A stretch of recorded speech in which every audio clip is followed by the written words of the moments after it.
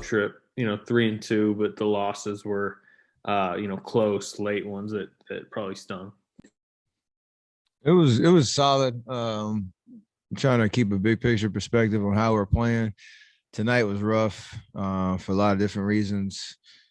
Um, it's a game we should win. It's a game we played well enough to win, just didn't seize control of it down the stretch. And as much as I've played well, shot the ball well, it didn't happen tonight. Our second unit was amazing. Second quarter, beginning of the fourth quarter, and they deserve a lot of credit for keeping us in the game, and not only keeping us in the game, but giving us a big lead in that fourth quarter.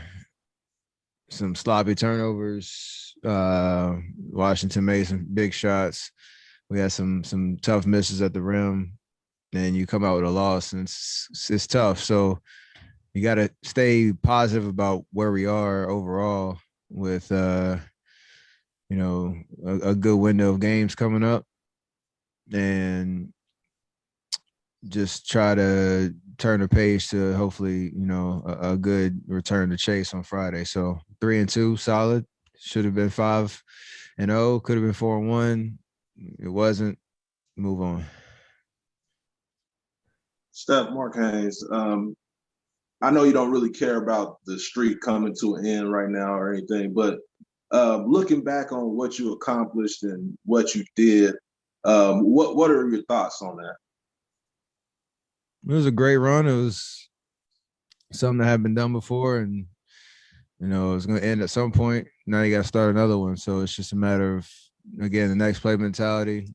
Trying to get rejuvenated when we go home. I think it was to do it, home, road, some big games, put a streak together. It was a special ride for sure, and never really get too hyped up on individual, streaks or accolades like that. But there were some historical names that, was able to pass, and doing something at this age was pretty special. Which of your misses will you kind of replay in your mind tonight? What plays kind of stick out to you when you think about, should have won the game? Probably the turnover at the top of the key. We had a good flow going. JP hit me at the top. I could have shot it right away. Second guessed it. Saw KO. It was just a bang bang play that they got a deflection and a steal. Missed some shots down the stretch, but I've made a bunch of them. It's not something that you ever go back and second guess the shot. It's just you wish you would have made it. But other than that, that was a tough turnover at that point. You get a dunk right there. Maybe they call a timeout. We were celebrating. We keep control of the game, but gave them life. What have obviously tonight didn't work out the way you wanted, but why do you think, looking back now over the last few weeks, the consistency for you has maintained such a high level? Peaking at the right time, and usually the trend of our season or my season's getting better as each game goes. So I'm glad this season's no different. Just trying to continue to get better and build that confidence of playing my best basketball toward the end of the season. What have you liked about Jordan Poole's just season, and what do you like about his game and what he's becoming? He's just resilient no matter what his opportunity is and what his performance is night to night. He has that irrational confidence that is necessary to get through some of those ups and downs.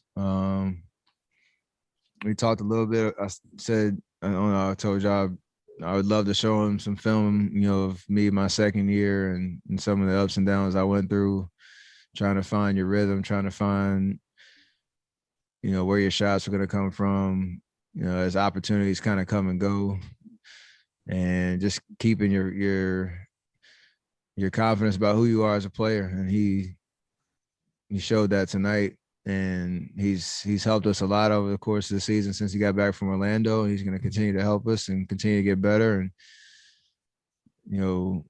be accountable to himself and what he expects from himself out there when he gets his opportunities. Looking at Kelly and Jordan, I mean, Kelly had a rough January and Jordan had some time in the G League. What do you think about the patience that players get? It seems like sometimes it's the thing that they can need most, but the thing that they can, they get the least of. What is it about patience and giving guys time to figure things out? It's a part of this business. I mean, everything is so heightened and scrutinized, every single game, as it should be. There's a lot of attention on what we do, but, there's a steady hill to climb in terms of, your overall progress. Nobody is an overnight success in this league or even when they change teams. So it's, for the most part, it's just one of those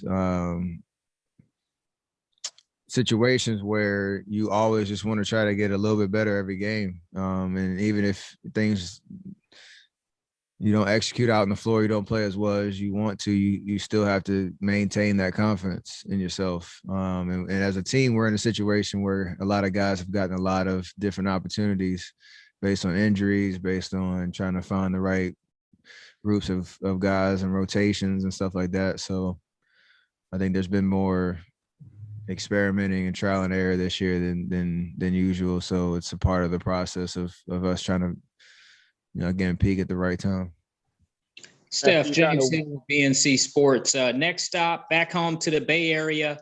Fans will be in the house. Just talk a little bit about headed back home and getting some victories.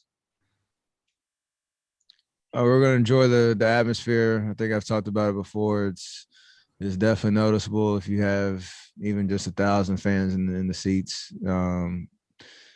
It makes a huge difference in the atmosphere and whatnot. And obviously at Chase, we had 3/4 of a season opening up a new building and then getting shut down. And we've had a whole season now where we haven't had any fans. So you're kind of sick at looking at the blue tarp. You want to see some bodies in there, and we're going to enjoy the atmosphere. And to your point, we don't want to put too much pressure on ourselves in terms of, trying to get it all back or not get it all back, but looking too far ahead in terms of how many games we have at home. We have a big game on Friday against a good Denver team that we got to be ready for. When you do peak at the home and road ratio you guys have and the opportunities or the opponents you'll be seeing, what kind of feeling do you get about what you guys can accomplish over this last month? Yeah, I don't think we want to get too ahead of ourselves. Let's win on Friday and take it from there. Steph, I got 2 questions for you. First one is, why did you decide to be in a commercial with Sue Bird? And the second one is, what does the athletes as a whole need to do to help the WNBA grow?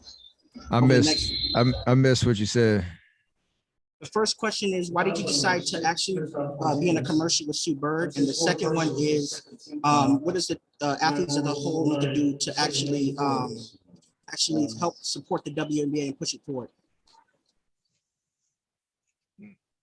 Just celebrate what they're doing, what they're already doing, what they've done for years now, and what they're going to continue to do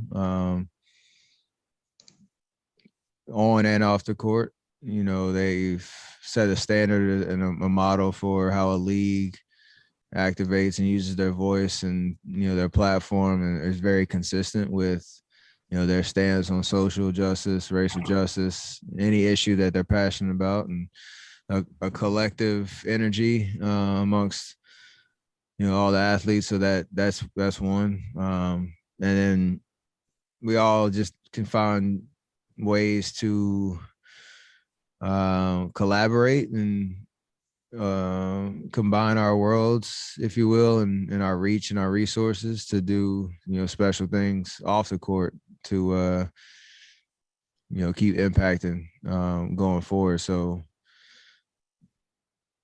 the CarMax thing with Sue was a special, fun opportunity to shout her out for all her successes and accolades and what she's done in her career. So, nothing more to that. Let's go with one more.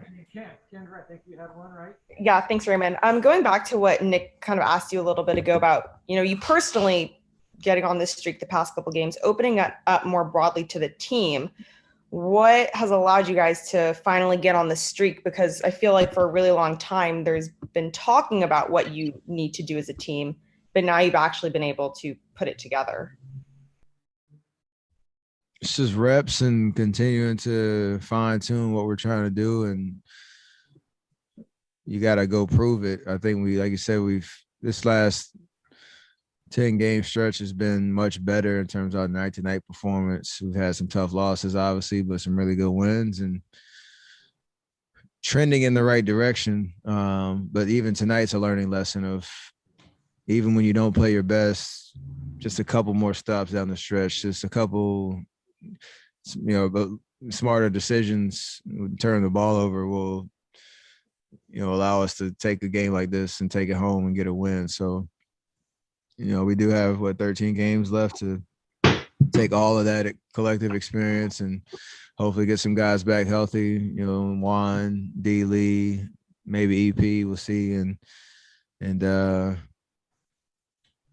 just again stay in the moment because we have a good thing going right now. I think a lot of confidence, a lot of joy is brewing, so got to maintain that.